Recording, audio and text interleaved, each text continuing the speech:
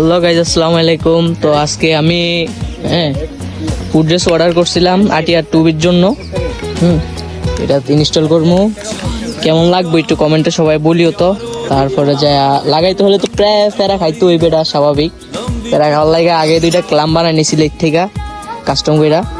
ক্লাম দুইটা এমনি বইব, ক্লাম দুইটা বসার পর দুইটা বানাইছি 1200 টাকা নিচে বানাইতে। আপনারা চাইলে এইভাবে বানিয়ে নিতে পারেন দুইটা। আর এগুলো আপনার মার্কেটে পাওয়া যায় না, টিয়ারের 4 বিটটা হয়।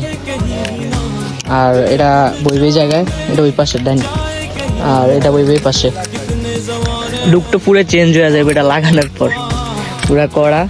তো কিভাবে অনেকে প্যারা নিতে চান না, অনেকে বলেন কিভাবে লাগাইবেন বা কি করবেন, তাই আমি লাগাই আপনাদের রিভিউ দিতেছি। তার আমি ক্যালাম বানাইছি দুইটা, তারপর এগুলো অর্ডার করছি, এগুলো লাগামু। আর কিরকম হবে আপনারা একটু কমেন্টে সবাই জানিয়েন। আর যদি আপনারা রিভিউ চান তাহলে রিভিউ দিয়ে দিমু, কিভাবে কি করছি আমি সব ভিডিও আমার কাছে আছে। জাস্ট এখনো পুরো ফুল ফিটিং হয় নাই, কতক্ষণ পরে ফুল ফিটিং হবে ইনশাল্লাহ।